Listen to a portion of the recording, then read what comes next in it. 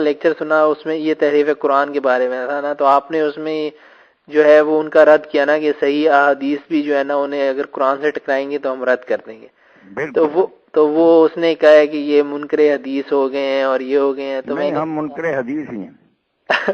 جب آپ دیکھیں فہد خود حدیثوں کے بارے میں معاملہ ہے، ان کو خبر نہیں کہ دو ثقہ اور معتبر راوی سچے روایت کریں نا اور وہ ایک دوسرے سے ٹکراتی ہوں تو اس کو کہتے ہیں کہ ایک آدمی ثقہ ہے، دوسرا اوثق ہے، اس سے بھی زیادہ ثقہ ہے.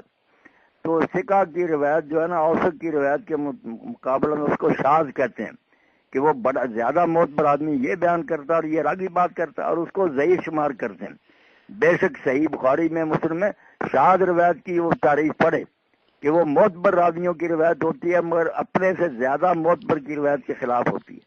تو جب حدیث میں یہ حال ہے کہ ثقہ اوثق کی مخالفت کرے تو وہ رد ہے، ضعیف ہے. تو قرآن تو اوثق چھوڑ کر اربوں سے بھی زیادہ سینکڑوں لوگوں کے ہاتھوں میں آ رہا ہے نبی علیہ السلام کے معنی سے. اب اس کے خلاف جو روایت آئے گی وہ بے شک کتنے ثقہ راویوں ان کے منہ پر ماری جائے گی، وہ شاذ سے بھی بدتر ہوگی، تواتر کے خلاف ہے. اب وہ نکال کر دیکھے کہ سورہ شعراء میں کیوں کہتا ہے امام بخاری کی یہ اترا تھا وَرَحْتَكَ مِنْهُمُ الْمُخْلَصِينَ، نہیں قرآنوں میں یہ کس باب میں، کس والیوم میں؟ یہ سورہ شعراء کے تحت ہی ہے. اب باب التفسیر. چلے میں اسی طرح جو سورۃ برلیل ہے، دو ایسے چوٹی کے آدمی جن سے بڑا عالم ہی کوئی نہیں، ابو الدرداء اور عبداللہ بن مسعود، وہ عراق میں ہے، وہ شام میں. تو شام میں کچھ لوگ ابن مسعود کے شاگرد گئے تو حضرت ابو الدرداء نے پوچھا عبداللہ کیسے پڑھتا سورۃ برلیل؟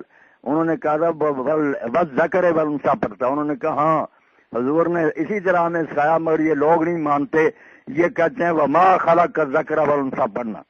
اب باقی ساری دنیا وما خلق الذکر والانثیٰ پڑھ رہی ہے مگر وہ دونوں چوٹی کے صاحب نے ان کی صحیح روایتیں ہیں کہ نہیں یہ لوگ اپنی طرف سے نہیں باز آتے، ہمیں تو حضور نے بس ذکر والانثیٰ پڑھایا.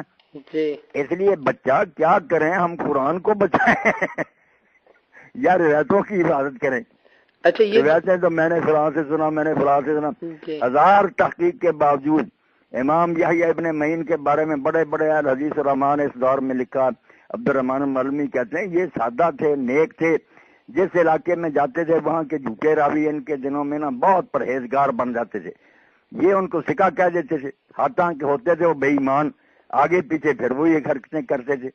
اس لیے یہ علم کوئی اتنا پکا نہیں کہ آدمی علم غیب کا دعویٰ کرے کہ پتہ چل گیا راوی کیسا کہنا. منافق نبی کو نہیں پتہ چلا، قرآن کہتا لا تعلم نحن نعلم.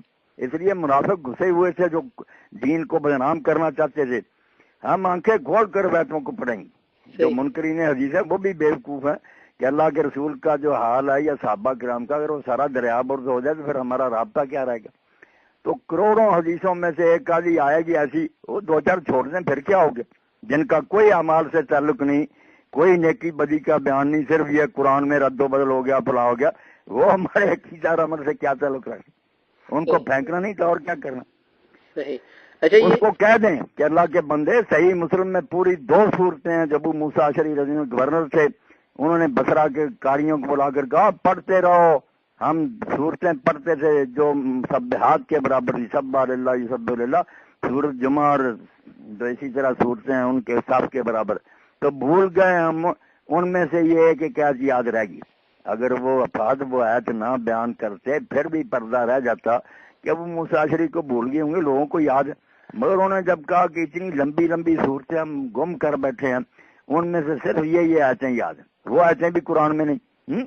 اچھا اما ایسا کہتی ہیں کہ قرآن میں اترا تھا کہ بڑی عمر کا آدمی بھی دودھ پی لے کسی عورت کا وہ بھی بیٹا بن جاتا ہے، اور یہ بھی تھا کہ 10 مرتبہ پیے پھر بیٹا بنتا ہے، بعد میں 5 رہ گیا تھا اور حضور فوت ہوئے ہیں تو اس وقت یہ قرآن میں پڑھا جاتا تھا 5 رضات. صحیح مسلم میں نہیں کہیں بھی. وہ بکری کا کہتی ہیں کہ ہمارے گھر کی بکری آئی، ہم حضور کو کفن دفن میں مشغول ہو گئے، وہ بکری کھا گئی وہ آتے ہیں.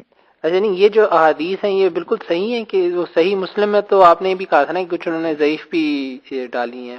نہیں یہ نہیں نا مانتے، یہ جو حدیث کے ہیں نا عاشق جیسے وہ آدمی ہے یہ یہی کہتے ہیں کہ حدیث نہیں چھوڑنی، بے ایمان ہو جانا. نہیں تو ان کو کیا پتا کہ نہیں. جنہوں ایک لڑکی ایم فل کر رہی ہے اس بیچاری نے میرے پاس فوٹو اسٹیٹ بھیجے ہیں. وہ پنڈت تھا رام چندر دہلوی، اس نے تحریف قرآن پر کتاب ہی لکھی ہے، تو پورا 10-12 صفحے بھیجے ہیں کہ وہ کہتا ہے یہ آیت اس طرح بھی پڑھی گئی، اس طرح بھی پڑھی گئی، 17 طرح بھی ایک لفظ پڑھا گیا، کہتی یہ کوئی قرآن ہوا؟ پھر مذاق ہی ہوا کہ جبریل ایک طرح لاتا تھا یا کئی طرح وہ پڑھتا تھا.